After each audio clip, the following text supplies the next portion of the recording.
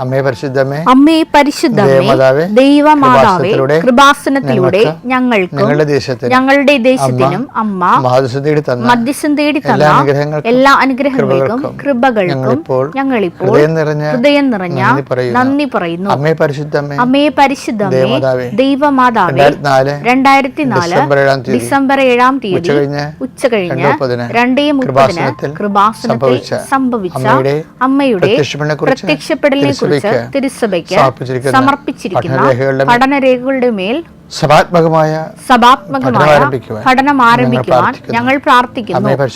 അമ്മേ പരിശുദ്ധമേ, ഭൂസ്വർലോകങ്ങളുടെ രാജ്ഞിയായ അങ്ങേയ്ക്ക് ഭൗമ സംരക്ഷണത്തിനായി പ്രപഞ്ച പ്രകൃതിയെ തന്നെ തിരുസഭ പ്രതിഷ്ഠിക്കുവാൻ ഈ പ്രത്യക്ഷീകരണം വഴി ഇടയാക്കണമേ. പരിശുദ്ധമേ, ജപമാല മാതാവേ, സകല കൃപാസനം പ്രാർത്ഥനകളോടും ചേർത്ത് ഞങ്ങളിപ്പോൾ പ്രാർത്ഥിക്കുന്ന ഈ കുടുംബത്തിന്റെ പ്രത്യേക നിയോഗം മക്കളെ, അമ്മയുടെ പ്രത്യക്ഷീകരണത്തിന്റെ ഈ അനുഗ്രഹവേളയിൽ ഞങ്ങൾക്ക് സാധിച്ചു തരുവാൻ കനിയണമേ. ആമേൻ. വിശ്വാസ പ്രമാണം. സർവശക്തനായ പിതാവും ആകാശത്തിന്റെയും ഭൂമിയുടെയും സൃഷ്ടാവുമായ ദൈവത്തിൽ ഞാൻ വിശ്വസിക്കുന്നു. അവിടുത്തെ ഏകപുത്രനും ഞങ്ങളുടെ കർത്താവുമായ ഈശോ മിശിഹായിലും ഞാൻ വിശ്വസിക്കുന്നു. ഈ പുത്രൻ പരിശുദ്ധാത്മാവിനാൽ ഗർഭസ്ഥനായി കന്യകാമറിയത്തിൽ നിന്ന് പിറന്ന് പൊന്തിയോസ് പിലാത്തോസിന്റെ കാലത്ത് പീഡകൾ സഹിച്ച് കുരിശിൽ തറയ്ക്കപ്പെട്ട് മരിച്ച് അടക്കപ്പെട്ട് പാതാളങ്ങളിൽ ഇറങ്ങി മരിച്ചവരുടെ ഇടയിൽ നിന്ന് 3-ാം നാൾ ഉയർത്ത് സ്വർഗത്തിലേക്ക് എഴുന്നള്ളി സർവശക്തിയുള്ള പിതാവായ ദൈവത്തിന്റെ വലതുഭാഗത്തിരിക്കുന്നു. അവിടെ നിന്ന് ജീവിക്കുന്നവരെയും മരിച്ചവരെയും വിധിക്കുവാൻ വരുമെന്നും ഞാൻ വിശ്വസിക്കുന്നു. പരിശുദ്ധാത്മാവിലും ഞാൻ വിശ്വസിക്കുന്നു. വിശുദ്ധ കത്തോലിക്കാ സഭയിലും പുണ്യവാന്മാരുടെ ഐക്യത്തിലും പാപങ്ങളുടെ മോചനത്തിലും ശരീരത്തിന്റെ ഉയർപ്പിലും നിത്യമായ ജീവിതത്തിലും ഞാൻ വിശ്വസിക്കുന്നു. ആമേൻ. സുഖസ്ഥനായ ഞങ്ങളുടെ പിതാവേ, അങ്ങയുടെ നാമം പൂജിതമാകണമേ. അങ്ങയുടെ രാജ്യം വരണമേ. അങ്ങയുടെ തിരുമനസ് സ്വർഗത്തിലെ പോലെ ഭൂമിയിലും ആകണമേ. അന്നു വേണ്ടുന്ന ആഹാരം ഇന്ന് ഞങ്ങൾക്ക് തരണമേ. ഞങ്ങളോട് തെറ്റ് ചെയ്യുന്നവരോട് ഞങ്ങൾ ക്ഷമിക്കുന്നത് പോലെ ഞങ്ങളുടെ തെറ്റുകൾ ഞങ്ങളോടും ക്ഷമിക്കണമേ. ഞങ്ങളെ പ്രലോഭനത്തിൽ ഉൾപ്പെടുത്തരുതേ, തിന്മയിൽ ഞങ്ങൾ രക്ഷിക്കണമേ. ആമേൻ. നന്മ നിറഞ്ഞ മറിയമേ, സ്വസ്തി. കർത്താവ് അങ്ങയുടെ കൂടെ സ്ത്രീകളിൽ അങ്ങ് അനുഗ്രഹിക്കപ്പെട്ടവളാകുന്നു. അങ്ങയുടെ ഉദരത്തിൻ ഫലമായി ഈശോ അനുഗ്രഹിക്കപ്പെട്ടവനാകുന്നു.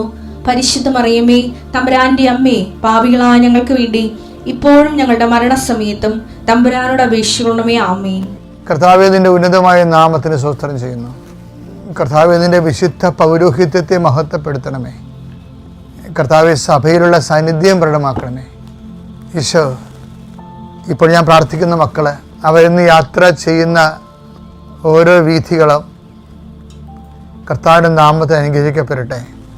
നിങ്ങൾ ഇന്ന് സംസാരിക്കുന്ന വ്യക്തികളെ നിങ്ങൾക്ക് അനുകൂലമായി കർത്താവ് ക്രമീകരിക്കപ്പെടട്ടെ. നിങ്ങൾ ഇന്ന് എഴുതുന്ന പേപ്പറ് കർത്താവ് ആശീർവദിക്കുന്നു. നിങ്ങൾ ഇന്ന് ഒപ്പിടുന്ന ഒപ്പുകൾ നിങ്ങൾക്കൊരിക്കലും തിരിച്ച് നിങ്ങൾ ഉപദ്രവിക്കാതിരിക്കാനും ഭാവി നിങ്ങൾക്ക് അനുകൂലമായത് മാറാൻ കർത്താവ് അതിൻ്റെ ഉള്ളിലുള്ള തിന്മകളെ കർത്താവ് നിർവീര്യമാക്കട്ടെ. എൻ്റെ ദൈവപൈതലെ, നീയും നിൻ്റെ കുടുംബവും കുഞ്ഞുങ്ങളും പോറ്റുന്നതിന് വേണ്ടി നിൻ്റെ എല്ലാ കഷ്ടപ്പാടുകളും, ജീവസന്ധാന മാർഗത്തിന് വേണ്ടിയുള്ള നിൻ്റെ അധ്വാനങ്ങൾ, നിൻ്റെ ഓഫീസ് വർക്കുകൾ, നിൻ്റെ തൊഴിലിടങ്ങൾ, നിൻ്റെ ജോലിക്കാര്യങ്ങൾ, അവിടെ നിനക്ക് ശത്രുക്കളായി നിൽക്കുന്ന വ്യക്തികളുടെ ശക്തികൾ യേശുക്രിസ്തുവിന്റെ നാമത്തിൽ നിർവീര്യമാകട്ടെ. എൻ്റെ കുഞ്ഞുങ്ങളുടെ വിവാഹങ്ങൾ, അവരെ കെട്ടിച്ചയച്ചിരിക്കുന്ന പാട്ടിൽ സ്ഥലത്തുണ്ടാകുന്ന വിഷമതകൾ, അവരും നീയും തമ്മിലും നിങ്ങളും തമ്മിൽ സംസാരിക്കുന്ന ഓരോ സംസാരങ്ങളും ഇടറിപ്പോകുന്ന സംസാരങ്ങളിൽ കർത്താവിൻ്റെ ശക്തി പ്രവർത്തിക്കുകയും അത് സമാധാനത്തെ കലാശിക്കുകയും ചെയ്യട്ടെ. മക്കളില്ലാത്തവരെ, ഗർഭിണികൾ പോലും ഗർഭശിശുവിന് കുഴപ്പങ്ങളുണ്ടെന്ന് പറഞ്ഞതിൻ്റെ പേരിൽ പേടിച്ചും നിലവിളിച്ചും കഴിയുന്നവരെ അവർ വയറെ പിടിച്ച് ഈ സമയം പ്രാർത്ഥിക്കട്ടെ, വരെ തൊട്ട് പ്രാർത്ഥിക്കട്ടെ. കർത്താവ് നിന്നെ അനുഗ്രഹിക്കുന്നു. നിൻ്റെ ഗർഭത്തെ ശിശുവിനെ കർത്താവ് അനുഗ്രഹിക്കുന്നു. ക്യാൻസർ രോഗികളും മറ്റു പലതരത്തിലുള്ള രോഗികൾ, ഉച്ചമുള്ളംകാർ വരെ നിൻ്റെ ഓരോ അവയവങ്ങളെയും കർത്താവ് സ്പർശിക്കേണ്ട ദൈവപൈതലെ. കർത്താവ് നിനക്ക് വേണ്ടി ക്രൂശിക്കപ്പെട്ടവൻ, നിനക്ക് വേണ്ടി തിരലാൽ മുറിവേറ്റവൻ, നിനക്ക് വേണ്ടി മുറുക്കിടാൻ ചൂടിയവൻ, അവൻ്റെ വിശുദ്ധമായ രക്തം നിന്നിലേക്ക് ആവഹിക്കുകയും അടിപ്പിണർ പോലെ വൈതാക്കാലം പോലെ ദൈവികമായ ശക്തി നിൻ്റെ കുടുംബത്തെ സംരക്ഷിക്കട്ടെ, നിൻ്റെ ശരീരത്തെ സൗഖ്യപ്പെടുത്തട്ടെ. I command you in the name of Jesus Christ be healed. ദൈവത്തിലെ നീ വീട്ടിൽ നിന്ന് ഇറങ്ങിപ്പോകുമ്പോൾ ഇന്നൊക്കെ ഇനി എന്തെല്ലാം സംഭവിക്കും ദൈവത്തിന് ഒത്തിരി പിടിയുമില്ല. നീ വീട്ടിൽ നിന്ന് ഇറങ്ങി വരുമ്പോൾ, വീട്ടിലോട്ട് കയറി വരുമ്പോൾ പുറത്ത് സമാധാനമാണ്, അകത്ത് യുദ്ധമാണെന്ന് വിചാരിച്ചുകൊണ്ട് എങ്ങനെ ജീവിക്കും? ആരെ സഹായിക്കാനില്ലല്ലോ. ആരെ സഹായിക്കേണ്ടവർ പോലും അവർ കൊത്തുകോഴികളെപ്പോലെ എനിക്കെതിരെ നിൽക്കുന്നല്ലോ എൻ്റെ ദൈവമേ എന്ന് വിചാരിച്ചുകൊണ്ട് മനസ്സ് പതറുന്ന നിന്നെ ഇപ്പോൾ കർത്താവിൻ്റെ നാമത്തെ ആസ്വദിക്കുന്നു. കർത്താവ് നിന്നെ ശ്രദ്ധിക്കട്ടെ, കർത്താവ് നിന്നെ സഹായിക്കട്ടെ. നിൻ്റെ തിന്മ വിചാരിക്കുകയും നിൻ്റെ നഷ്ടം ആഗ്രഹിക്കുകയും ചെയ്യുന്നവരെ കർത്താവ് ബന്ധിക്കട്ടെ. Lord Jesus Christ, pour out his spirit. എൻ്റെ കർത്താവെ, ഞാൻ ആർക്കെല്ലാം വേണ്ടി പ്രാർത്ഥിക്കുന്നു. 39 വർഷം ഞാൻ അർപ്പിച്ച കൃപാന്റെ യുഗതയാൽ നീ എന്തെല്ലാം കാലത്ത് എന്നോട് കാണിച്ച കാരുണ്യവും നീ എൻ്റെ പേര് കേൾക്കുമ്പോൾ എന്തെല്ലാം നിനക്ക് സന്തോഷം തോന്നിയിട്ടുണ്ടോ, ആ സന്തോഷ നിമിഷങ്ങളെ പ്രതി നിൻ്റെ അവകാശമോഹരമായ ജനങ്ങളെ നിൻ്റെ നാമത്തെ ആസ്വദിക്കുന്നു. നിൻ്റെ നാമം സന്ധിക്കപ്പെടട്ടെ. അവർ സന്ധിക്കപ്പെട്ടുകൊണ്ട് നിന്നെ മഹത്വപ്പെടുന്ന കാലത്തിനെ കാത്തിരിക്കുന്ന കർത്താവെ, Lord Jesus Christ, pour out his spirit. Let the fire fingers suck with the precious blood. Lord, infuse his spirit of power and grace. 2 Samuel 17:23. തന്റെ ഉപദേശം സ്വീകരിച്ചില്ലെന്ന് കണ്ടപ്പോൾ അഹിതോഫേൽ കഴുതയ്ക്ക് ജീനിയിട്ട് തന്റെ പട്ടണത്തിലേക്ക് പോയി വീട്ടുകാര്യങ്ങളെല്ലാം ക്രമപ്പെടുത്തിയതിനു ശേഷം അവൻ തൂങ്ങി മരിച്ചു. രാവിലെ വെളുപ്പിന് എഴുന്നേറ്റിട്ട് ഒരു സന്തോഷ വാർത്ത അറിയിക്കുകയാണ്. എന്തെന്ന് പറയാൻ കാരണം, ഇത് ഞാനീ പറഞ്ഞത് കേൾക്കണമെങ്കിൽ ഇന്നലത്തതോടെ ഒന്ന് കേൾക്കണം കേട്ടോ. ഇന്നലെ എന്താ പറഞ്ഞത്? ഇന്നലത്തൊന്ന് വായിച്ചേ. അതായത് 2 സാമുവേൽ 15:31 വായിച്ചേ. അഹിതോഫേലും അബ്സലോമിന്റെ ഗൂഢാലോചനയിൽ ചേർന്നെന്ന് അറിഞ്ഞപ്പോൾ ദാവീദ് പ്രാർത്ഥിച്ചു, കർത്താവേ, അഹിതോഫേലിന്റെ ആലോചന വ്യർത്ഥമാക്കണമേ. അത് തൂങ്ങി മരിക്കണമെന്ന്, അവന്റെ കുടുംബം മുടിഞ്ഞു പോകണമെന്ന് ഒന്നും പ്രാർത്ഥിച്ചില്ല. പക്ഷെ കർത്താവിന്റെ ദാസനെ അങ്ങനെ ആർക്കും എഴുതി തള്ളാൻ പറ്റത്തില്ല. ശക്തനും ധീരനുമായിരിക്കുക. എന്താണ് യോശുവയ്ക്ക് കൊടുക്കുന്ന ഉപദേശം? എന്താണ്? ശക്തനും ധീരനുമായിരിക്കുക. യോശുവ 1:9. ശക്തനും ധീരനുമായിരിക്കണമെന്നും ഭയപ്പെടുകയോ പരിഭ്രമിക്കുകയോ ചെയ്യരുതെന്നും നിന്നോട് ഞാൻ കൽപ്പിച്ചിട്ടില്ലേ? നിന്റെ ദൈവമായ കർത്താവ്, ദൈവത്തിന്റെ കാര്യമാട്ടോ, നിന്റെ ദൈവമായ കർത്താവ് നീ പോകുന്നിടത്തെല്ലാം നിന്നോട് കൂടെ ഉണ്ടായിരിക്കും. എൻ്റെ മക്കൾ, ഈ ആത്മീയ ജീവിതം ഉണ്ടല്ലോ, ഒരു വല്ലാത്ത ജീവിതമാണ്. നമ്മളെ പല ആൾക്കാരും മതജീവിതം എന്നാണ് പറയുന്നത്. മതജീവിതമാണ് അനുഷ്ഠിക്കുന്നത്, ആത്മീയ ജീവിതമല്ല. നിങ്ങൾക്ക് മനസ്സിലായിക്കൊള്ളും പിന്നീട്. പല ആൾക്കാരും ആത്മീയ ജീവിതം എന്ന് പറയുന്നത് മതജീവിതവും ജാതി ജീവിതവുമാണ്. കേരളത്തിലാണ് ഏറ്റവും കൂടുതൽ മതജീവിതവും ജാതി ജീവിതവും ജീവിക്കുന്നവരുള്ളവർ. They are not actually leading the spiritual life, especially biblical spirituality. biblical spirituality എന്ന് പറയുന്നത് ദൈവത്തിൻ്റെ വചനങ്ങളെ അടിസ്ഥാനപ്പെടുത്തിക്കൊണ്ടുള്ള ഒരു നിലപാടും നയവുമാണ്. അതാണ് ജോഷുവോട് പറയണത്, ശക്തനും ധീരനുമായിരിക്കണം. നീ ഇപ്പോൾ കൂടുന്നിടത്ത് ഞാൻ കൂടെ ഉണ്ടാകും. പിന്നെ നിനക്കെന്താ പ്രശ്നം? അബ്സലോമിൻ്റെ കൂടെയാണ് അഹിതോഫേൽ ചേർന്നത്. ദാവീദിനെ പാരയും സൂചിയും വെക്കാൻ ചേർന്നതാണ്. അപ്പം ദാവീദ് എന്ത് ചെയ്യും? കർത്താവേ, എനിക്കാരുമില്ല, എന്നെ സഹായിക്കണേ, ഒന്നും പറഞ്ഞില്ല. ദാവീദ് പ്രാർത്ഥിച്ചു. എന്താ കാര്യം? ദാവീദ് പ്രാർത്ഥിക്കുമ്പോൾ, സങ്കടം കൊണ്ട് പ്രാർത്ഥിക്കുമ്പോൾ ദാവീദ് പ്രാർത്ഥിക്കണം എന്താണ്? ആരെല്ലാം ഇങ്ങനെയൊക്കെ തള്ളി പറഞ്ഞാലും, കർത്താവ് ഗൂഢാലോചന നടത്തിയാലും എന്താണ്? അങ്ങയുടെ തിരുസന്നിധിയിൽ എന്നെ തള്ളിക്കളയരുത്, അങ്ങയുടെ പരിപാലനം എന്നെ എടുത്തു കളയരുത്. അതൊക്കെയാണ് ദാവീദിന്റെ പ്രാർത്ഥന.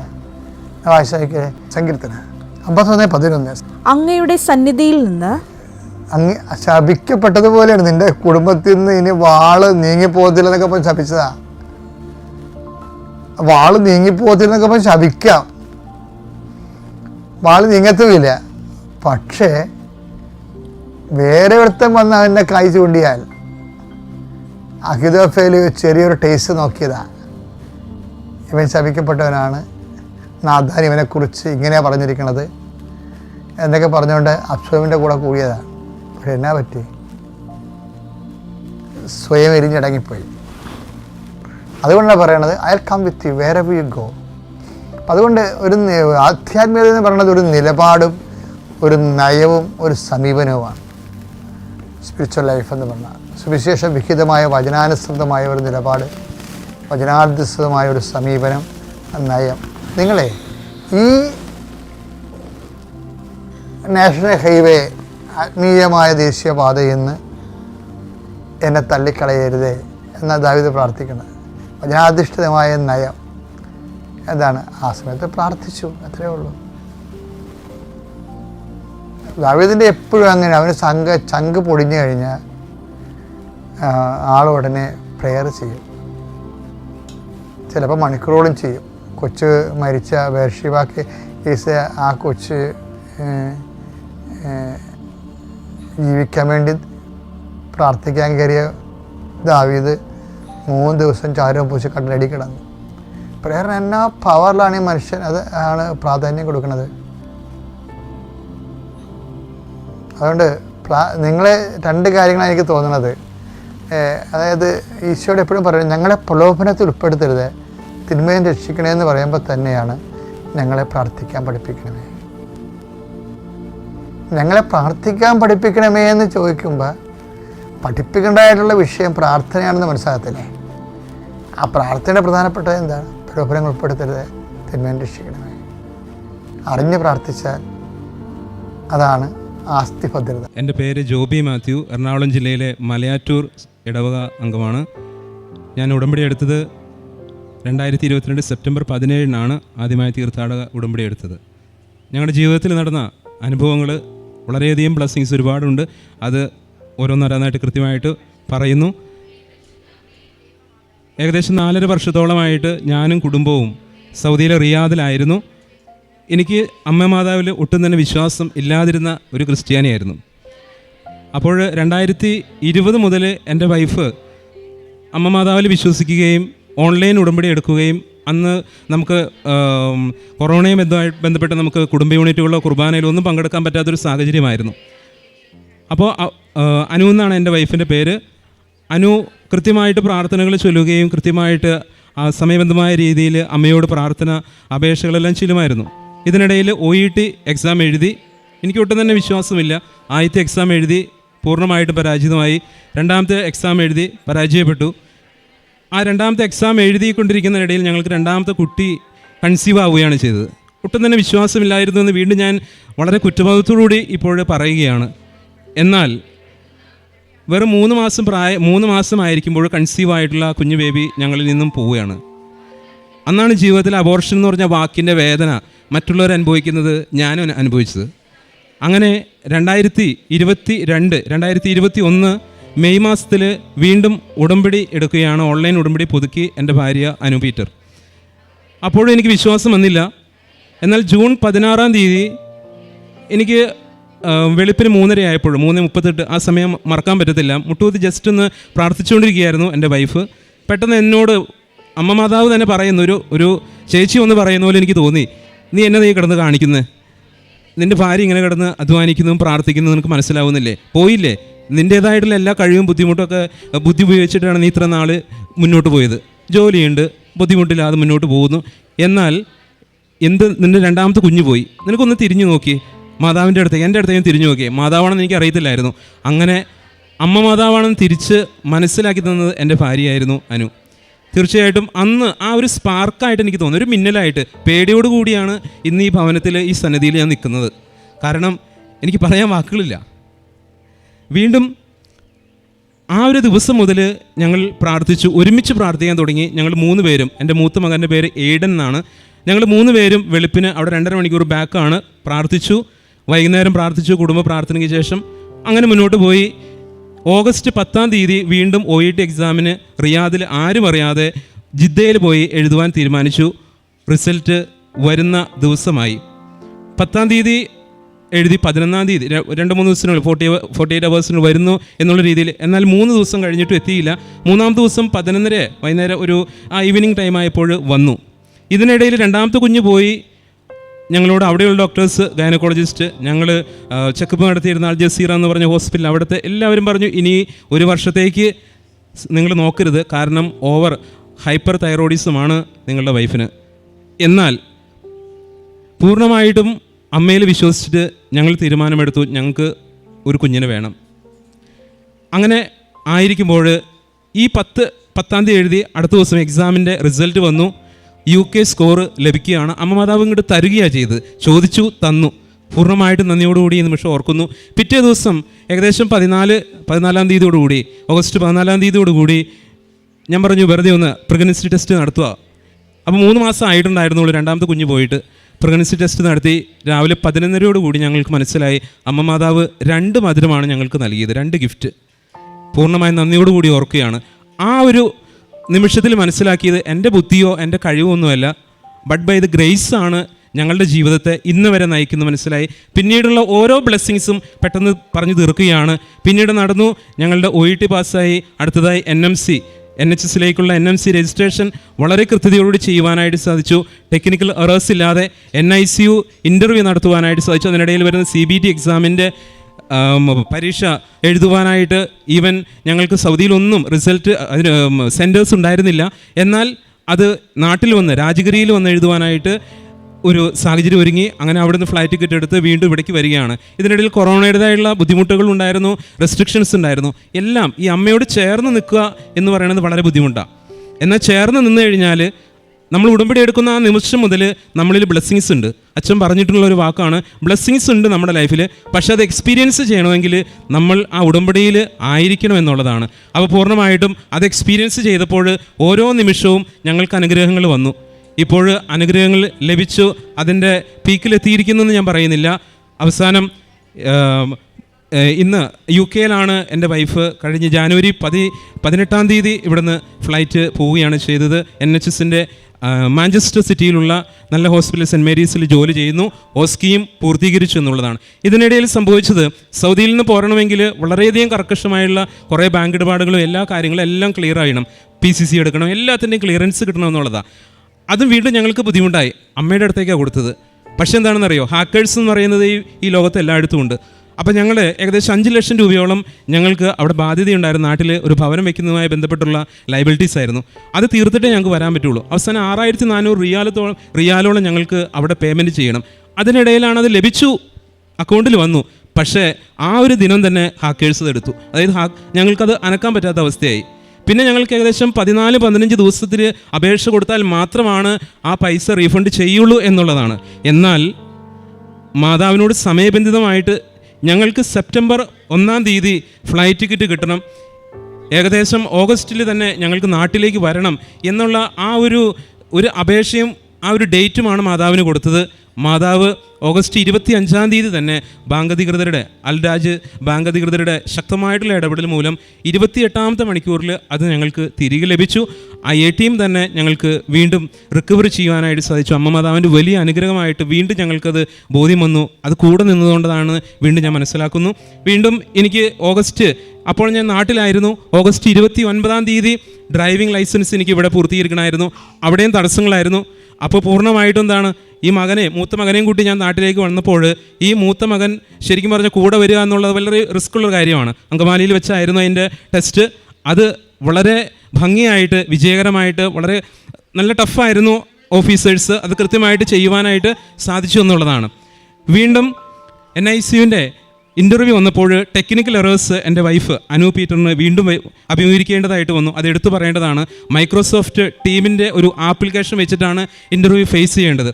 അപ്പോൾ ആ സമയത്ത് 1 മണിക്കൂറോളം ശരിക്കും പറഞ്ഞു കഴിഞ്ഞാൽ ഞങ്ങൾക്ക് ആ ഒരു ഡിലേ ആയി എന്നുള്ളതാണ്. ഇതിനിടയിൽ ആകെ ഉണ്ടായിരുന്ന NICU കാൻഡിഡേറ്റ്സിന് പൂർണ്ണമായിട്ടും അവിടെ നിന്ന് പോകേണ്ടതായിട്ട് വന്നു. ആകെ 2 പേരാണ് സെലക്ട് ആയത്. കാരണം ഈ ടൈം ബീയിങ്ങിൽ എൻ്റെ വൈഫിന് പോലും അത് ഫേസ് ചെയ്യാനായിട്ട് സാധിച്ചില്ല. ടെക്നിക്കൽ എറേഴ്സ് എന്ന് പറഞ്ഞ് ലാപ്പും ആൻഡ്രോയിഡ് എല്ലാം ഇതായി. എന്നാൽ ഈ കഴിഞ്ഞ ദിവസം അച്ഛൻ പറഞ്ഞൊരു കാര്യമുണ്ട്, നമ്മുടെയൊക്കെ ലൈഫ് നടത്തപ്പെടുന്ന ഹോളി സ്പിരിറ്റിൻ്റെ പവർ കൊണ്ടാണ്. പവേർഡ് ബൈ എന്നാണ് പറയുന്നത്. പവേർഡ് ബൈ ആൻഡ്രോയിഡ്, ഓരോ ഇതിനും അതുപോലെ തന്നെയാണ് പവേർഡ് ബൈ ഹോളി സ്പിരിറ്റ്. ആ ഹോളി സ്പിരിറ്റിൻ്റെ പവർ ഉള്ളതുകൊണ്ടാണ് നമ്മൾ ഈ ഉടമ്പടിയിൽ ആയിരിക്കുന്നത് എന്നുള്ള ആ ശക്തമായിട്ടുള്ള ഒരു ചിന്ത ഞങ്ങൾക്ക് അന്ന് ലഭിച്ചിരുന്നു. പൂർണ്ണമായിട്ടും അതിൻ്റെ ഫലമായിട്ട് വീണ്ടും അമ്മയുടെ ആ ഒരു സാന്നിധ്യം ഞങ്ങൾ അന്ന് അനുഭവിച്ചറിഞ്ഞു. അന്ന് ഞങ്ങൾ അമ്മയോടൊപ്പം ചേർന്ന് ആ ഒരു ഇൻ്റർവ്യൂ പാസ്സായി. ഇന്ന് പൂർണ്ണമായുള്ള അഭിമാനത്തോടു കൂടി ഞങ്ങളുടെ ഈ 2 മക്കളെയും ചേർത്ത് ഇവിടെ ആയിരിക്കുവാനും അതോടൊപ്പം നാട്ടിൽ വന്ന് മാർച്ച് 23, 2022 മാർച്ച് 23 എൻ്റെ മൂന്നാമത്തെ മകൻ ജനിക്കുകയായി. നോഹ എന്നാണ് അവന് പേരിട്ടിരിക്കുന്നത്. 28 ദിവസം മുൻപേ അവൻ വന്നെങ്കിലും പൂർണ്ണമായ ആരോഗ്യത്തോടു കൂടി ഇപ്പോൾ ആയിരിക്കുന്നു എന്നുള്ളതാണ്. ഇതെല്ലാം നോർമൽ ഡെലിവറി ആയിരുന്നു എന്നുള്ളതാണ്. ഡോക്ടേഴ്സ് എല്ലാം വിധി എഴുതിയതാണ്, നിങ്ങൾ അനോമാലി സ്കാനിങ് നടത്തണം, അല്ലാതെ പറ്റത്തില്ല, എന്തെങ്കിലുമൊക്കെ ഡിഫക്ട്സ് ഉണ്ടാവും. ഞാൻ പറഞ്ഞു, അമ്മ ഓൾറെഡി എനിക്ക് ഒരു വിഷൻ തന്നിട്ടുണ്ട്, ഒരു സ്പാർക്ക് തന്നിട്ടുണ്ട്. അത് തന്നേക്കണത് 1 വർഷം മുൻപാണ്. ഇനി ഒരു സ്കാനിങ്ങിനും ഇവിടെ എനിക്ക് വിലപ്പോവില്ല.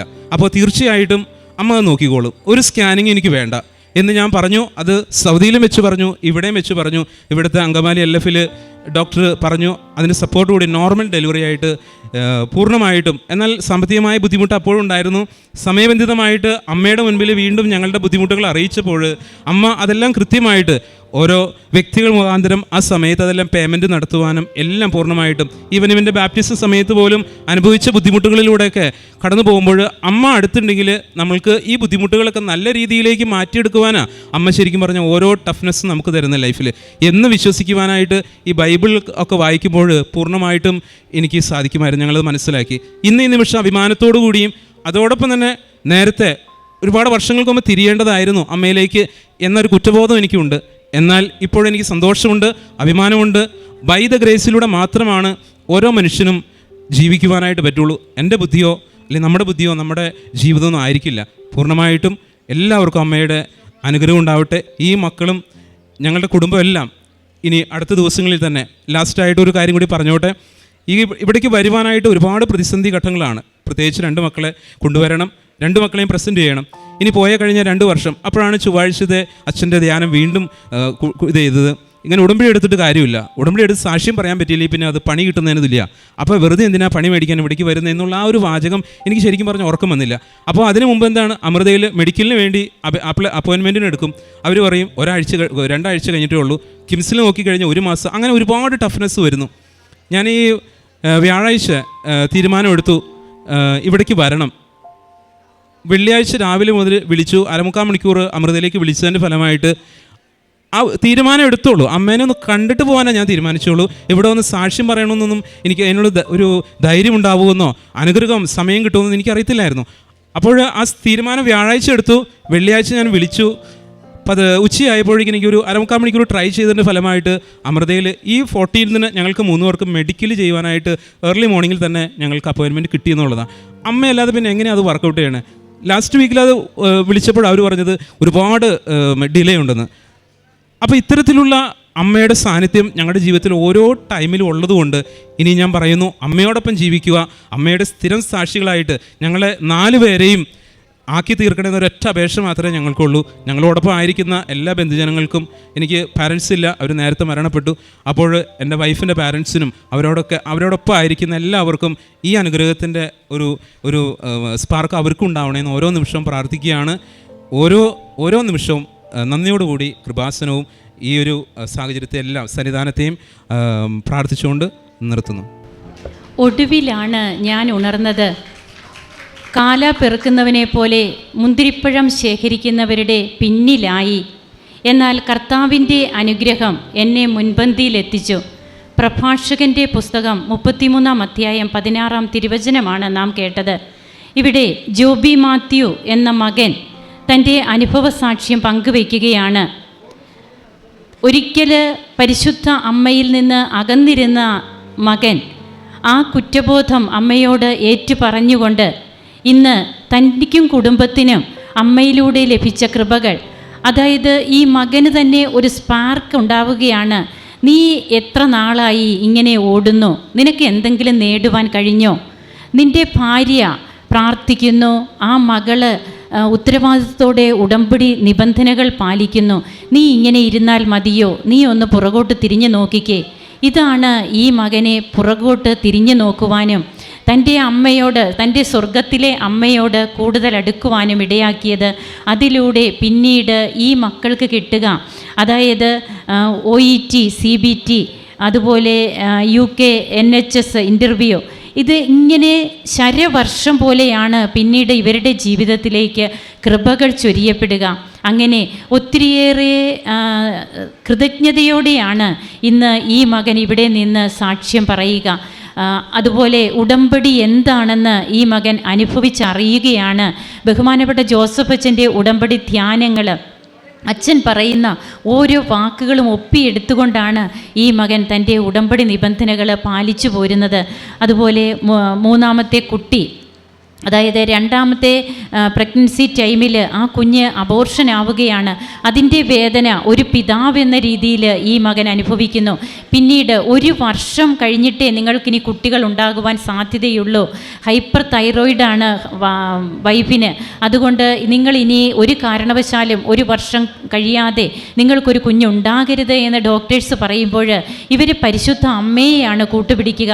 അങ്ങനെ അബോർഷൻ കഴിഞ്ഞ് വീണ്ടും 3 മാസത്തിന് ശേഷം വൈഫ് പ്രഗ്നൻ്റ് ആകുന്നു. അതായത് ഇരട്ടി മധുരം എന്ന് പറഞ്ഞതുപോലെയാണ് വൈഫിൻ്റെ പ്രഗ്നൻസിയും അതുപോലെ തന്നെ OET എക്സാമിൻ്റെ റിസൾട്ടും. ഇതെല്ലാം ഇവർക്ക് ലഭിക്കുകയാണ്.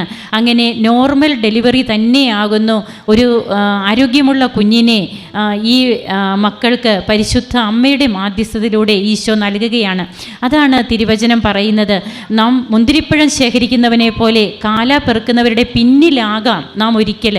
എന്നാൽ ഉടമ്പടി എടുക്കുന്നത് വഴി, ഉടമ്പടി നിബന്ധനകൾ പാലിക്കുന്നത് വഴി നാം മുൻപിലെത്തുകയാണ്. ദൈവത്തിൻ്റെ കൃപയാണ് നമുക്കിവിടെ കാണുവാൻ കഴിയുക. അതുപോലെ ഇവരുടെ സൗദി ബാങ്ക് അക്കൗണ്ട് അത് ATM ഹാക്ക് ഔട്ട് ആവുകയാണ്. എന്നാൽ അങ്ങനെ ഹാക്കാകുന്ന അക്കൗണ്ട് അത് പിന്നീട് കുറച്ച് ദിവസങ്ങൾ, മാസങ്ങൾ എടുക്കും അതൊന്ന് നോർമലിലേക്ക് വരുവാൻ. അങ്ങനെ വന്നാൽ തന്നെ അത് ദൈവത്തിൻ്റെ അനുഗ്രഹമാണ്. എന്നാൽ ഇവിടെ കുറച്ച് ദിവസങ്ങൾ കൊണ്ട്, ഏതാനും ദിവസങ്ങൾ കൊണ്ട് ഇവർക്ക് അക്കൗണ്ട് ക്ലിയർ ആക്കാൻ പറ്റുന്നു. ഇവരുടെ എല്ലാ കാര്യങ്ങളും നല്ല രീതിയിൽ മുമ്പോട്ട് പോകുന്നു. അങ്ങനെ ഇന്ന് ഇവിടെ വന്ന് ഈ മകൻ സാക്ഷ്യം പറയുകയാണ്. നമുക്ക് പരിശുദ്ധ അമ്മയ്ക്കും തിരുക്കുമാരനും നന്ദി പറയാം. അത്യുന്നതനായ ദൈവത്തെ കരങ്ങളടിച്ച് നമുക്ക് മഹത്വപ്പെടുത്താം. യേശുവേ നന്ദി, യേശുവേ സ്തുതി, യേശുവേ ആരാധന.